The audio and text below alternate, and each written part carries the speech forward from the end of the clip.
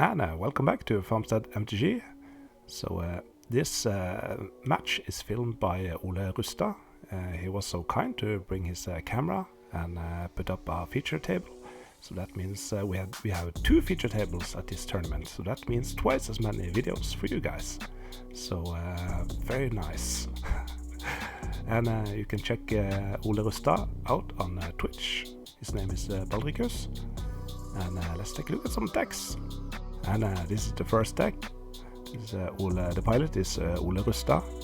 And wow, this is a cool deck. First of all, you can see the jump card in the middle.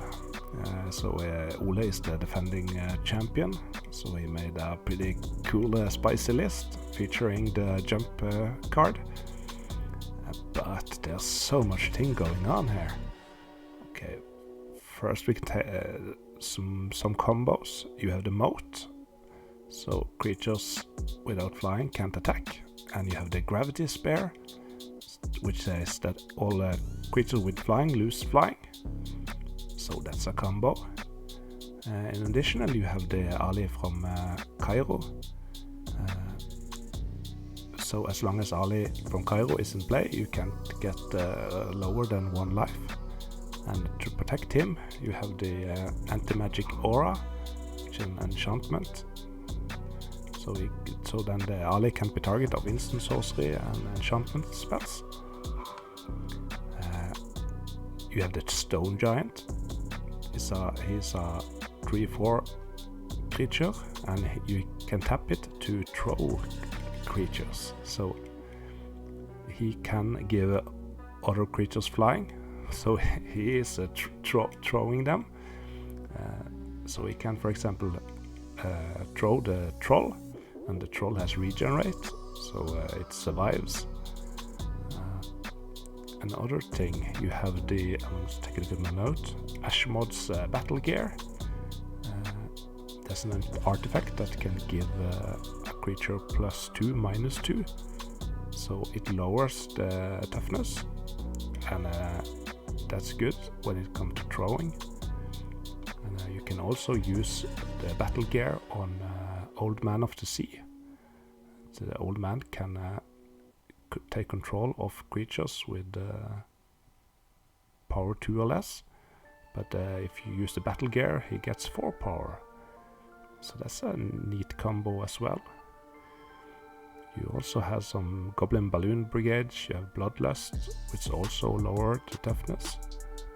So yeah, this deck is awesome. And in the sideboard, he can transform into a bit more serious robot deck. So yeah, 10 out of 10 for creativity. Very nice. And here's the Rukh-Sacrifice deck. The pilot's name is Øyvind. And this deck likes to sacrifice creatures, mostly the Rukh-Egg and Suchi, but also a Triskelion that has used up all his power can be sacrificed. He plays with 2 Sage of Latnan. Those can sacrifice artifact creatures. He has 1 sacrifice, so you get black mana equal to the casting cost of the creature you sacrifice. And it's the Ashmod's Altar. For 0 mana, you can sacrifice a creature to get 2 colorless. So if you sacrifice a Suchi, you get 4 colorless mana. And there's a lot of mana ramps. You have all the Moxes, 3 mana Vault, Soul Ring, Lotus. So with all the sacrificing, he can cast a pretty big fireball to end the match and fork it if he has that in his hand. There's also the one of Inferno. That's a pretty cool card. Yeah, so this Rukh-Sacrifice deck, you can of course play with 4 sacrifice and 4 altars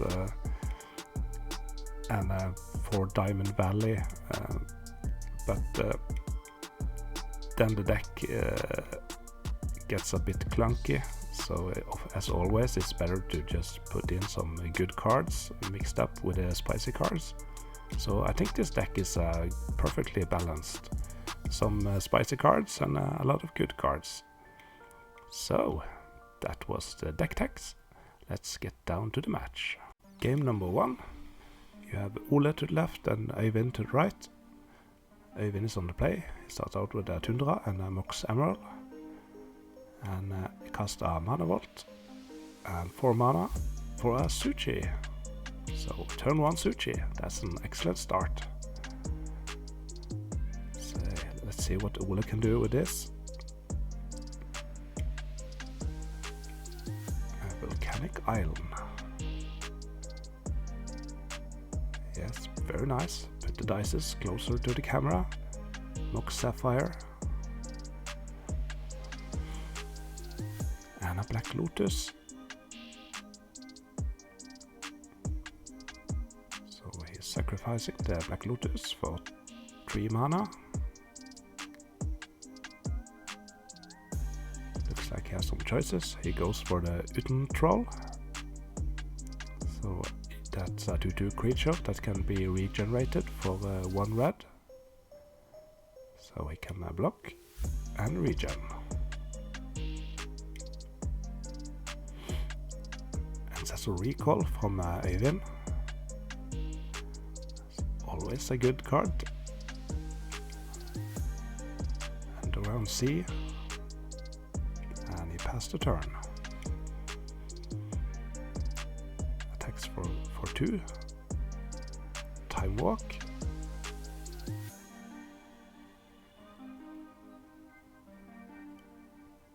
Tapping 3 mana for Anti-Magic Aura.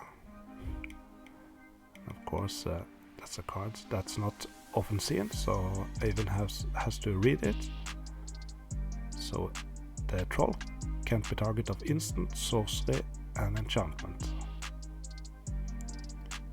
So normally you would like to put it on Ali from Cairo, but yeah, you gotta play what you have. And maybe he has 2 Anti-Magic Auras in his hand. Goblin Balloon Brigade.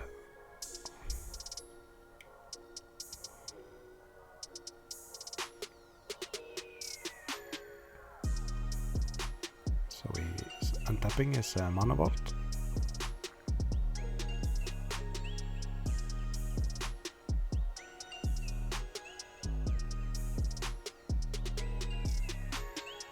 Attacks with the Suchi, and Ole blocks it and regenerate. And 4 mana for a Rukh-Sac.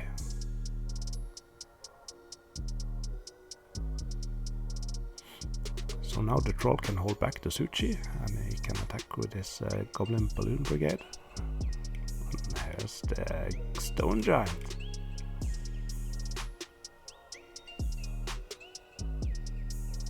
So funny, when your opponent has to read your cards, then you know you're playing with some good spice. Mana Vaults do 1 damage. Oh, Triskelion. So the magic aura doesn't protect it from artifacts. So it takes out the troll and the Goblin Balloon Brigade. Wow, that was a blowout.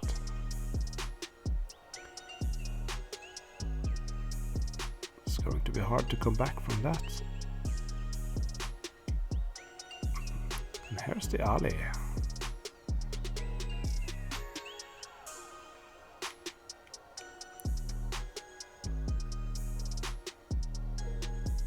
But of course, even if Ole has another anti-magic aura, if Øyvind finds another Triskelion, that wouldn't be good.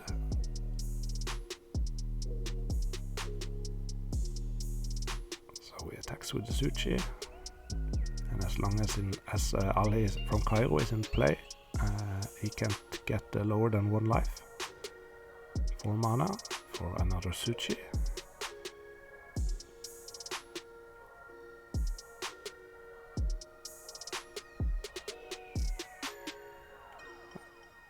second anti-magic aura, but Øyvind has a mana drain. So now he has 3 extra mana in his first main phase. So he untaps his mana vault, and that dice represent the extra mana. Yeah. He attacks with both Suchis, and Ole is down to 1 life.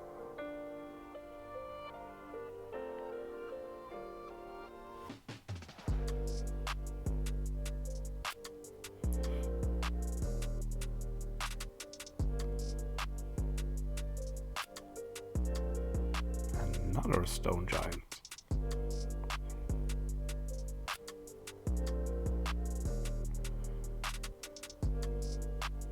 So Øyvind needs that another Triskelion. Demonic Tutor. Yep, that can work. Is it that Triskelion? Yes, it is. So the Triskelion has 3 dices. One of them takes out Ali, and the other one takes out Ole. Game number 2. Ole is on the play. He has 2 Ali from Cairo, Bloodlust, Troll, Balance. And yeah, there's a lot of glare, but looks like some spells and some lands. Volcanic Island.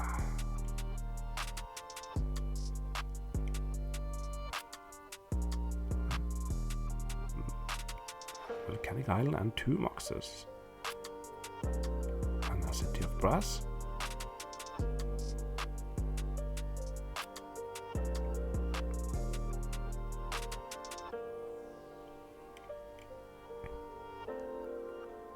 Rukh-Sac. Chaos Orb. So looks like Ole doesn't have his 3rd land. We know he has some Ali from Kairos in his hand, but he needs 4 mana for that.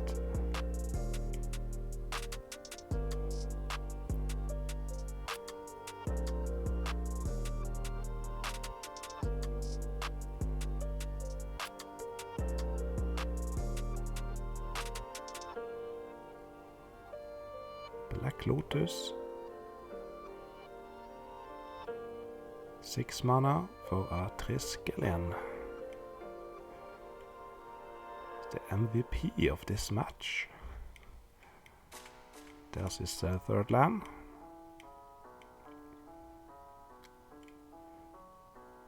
So if he had to activate his Chaos Orb, if you want to use your counters on the Triskelion, you have to use them before the Chaos Orb resolve.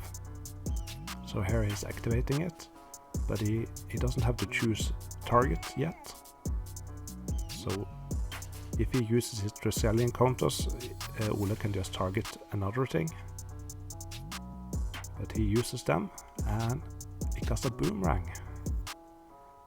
That's smart.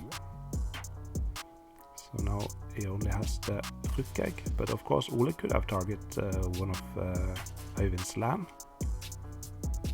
Now Øyvind is getting a 4/4 flyer, because the Rukh-Sac is hatched. Nice token.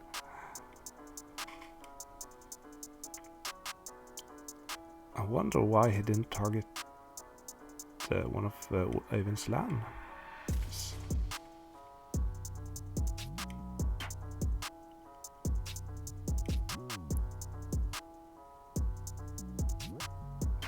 That's an Uten Troll. He really needs some more lands.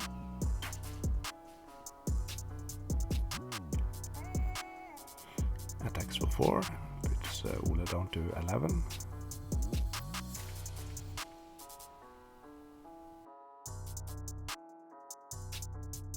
And there's the Time Walk. And a Triskelion. So now he takes another turn, and he can attack for 8.